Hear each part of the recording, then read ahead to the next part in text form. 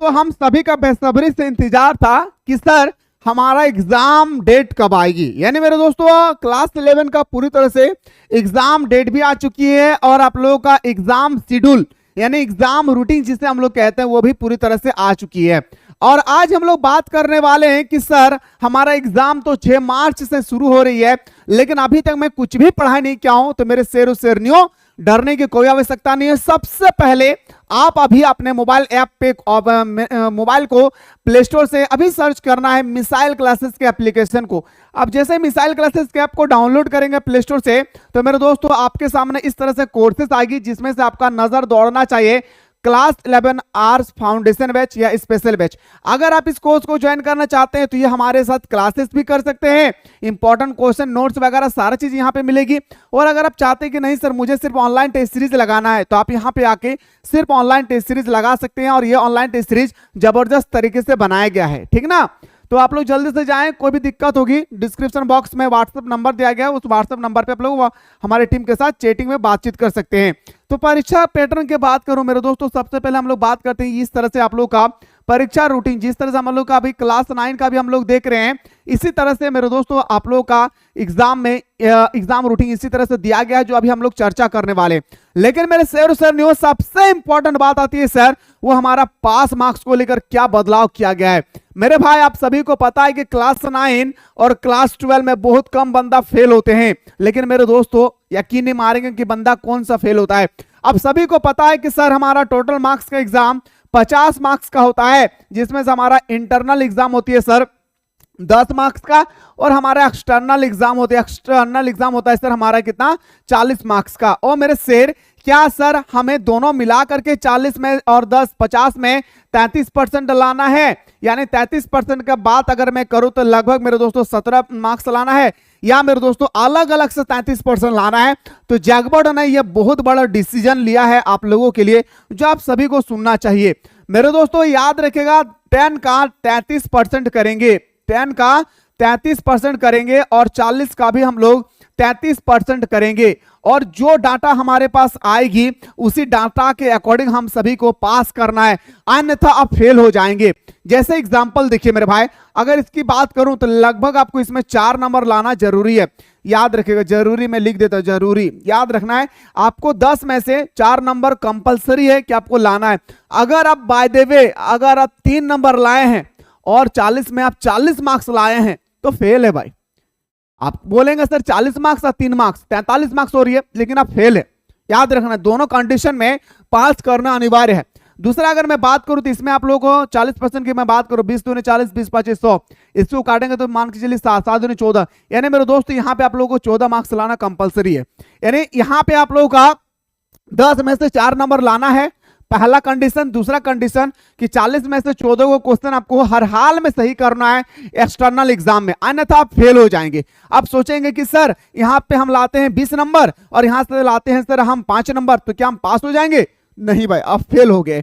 ये पहला कंडीशन था। दूसरा कंडीशन सुनिए मेरे भाई, आपका एग्जाम होगी 5 सब्जेक्ट का। मेरा बात को ध्यान से सुनिए भाई, ठीक है, बहुत इंपॉर्टेंट चीज बता रहा हूं।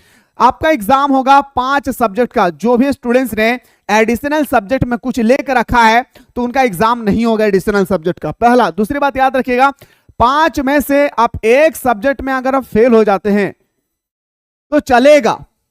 एक सब्जेक्ट में अगर आप फेल हो जाते हैं तो चलेगा, लेकिन मेरे दोस्तों कहीं अगर आप 2 सब्जेक्ट में अगर डिगबाजी मार दिए, यानी 2 सब्जेक्ट में अगर आप घोल्टी मारे हैं तो आप फेल है भाई। कई ऐसे स्टूडेंट्स हैं पिछले साल का जो आज भी मेरे दोस्तों नाक रगड़ रहा है सिर्फ क्लास 11 में। इसलिए आप लोग ये पहले दिल में इरादा करना है कि सर पास भी होना है और हमें अच्छा मार्क्स भी लाना है और हमें अपने माँ बाप का नाम रोशन भी करना है। इसलिए मेरे दोस्तों आप लोग ऑनलाइन क्लास को यानी हाउ ज्वाइन करेंगे। यह था सर हम लोगों का पास मार्क्स जो बहुत ही अच्छी तरह से आप लोगों को समझ में आ गया। 2 कैटेगरी था जो मैंने बेटर तरीके से आप लोगों को बताया हूं।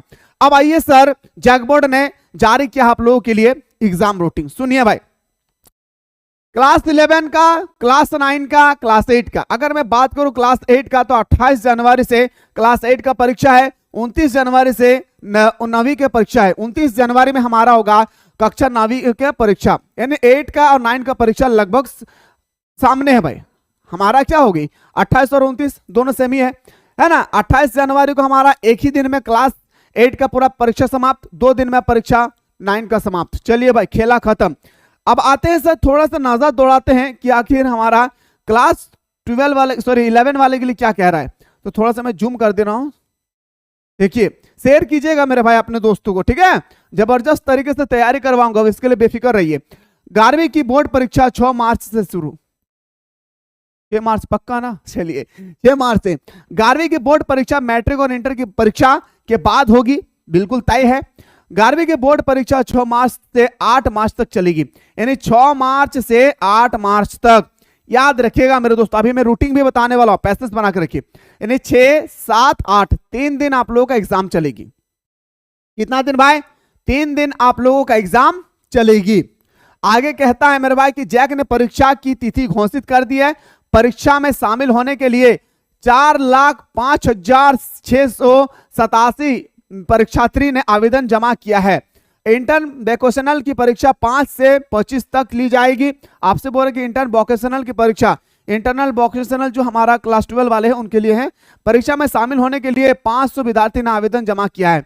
याद रखना है मेरे दोस्तों, हमारा पूरी तरह से पता चल गया सर, 6 से लेकर हमारा 8 तारीख के बीच में हमारा एग्जाम समाप्त हो जाएगी, 6 मार्च से 8 मार्च तक।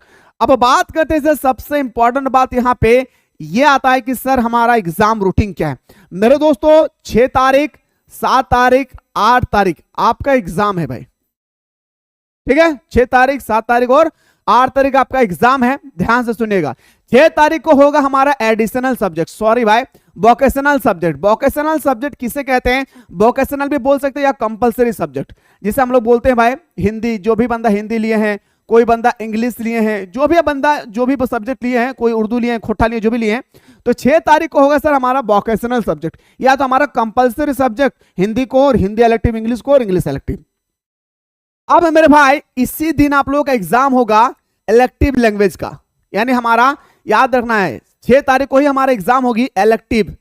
इलेक्टिव लैंग्वेज का मतलब होता है मेरे दोस्तों, जो भी बंदा हिंदी इलेक्टिव लिए हैं, हिंदी कोर लिए हैं, इंग्लिश इलेक्टिव लिए हैं, इंग्लिश कोर लिए हैं, वो फर्स्ट दिन में ही हमारा एग्जाम समाप्त हो जाएगी।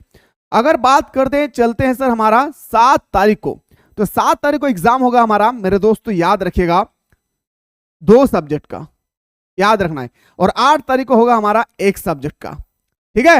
ये 2 सब्जेक्ट और 1 सब्जेक्ट के बारे में अभी तय नहीं किया गया है। जैसे ही तय होगी मेरे पास मैसेज आएगी यूनिवर्सिटी के माध्यम से, और मैं आप लोगों को बेटर तरीके से बताने की कोशिश करूंगा। तो फिलहाल मेरे दोस्तों इस वीडियो को ज्यादा से ज्यादा शेयर करें, ताकि जो भी बंदा सोया हुआ है उनको भी पता चल जाए कि हमारा एग्जाम रूटीन जो है किस बेस पर लिया जाएगा, और पूरी तरह से आप लोगों का एमसीक्यू एग्जाम होगी। डोंट वरी, कोई भी टेंशन नहीं लेना है भाई, ठीक है।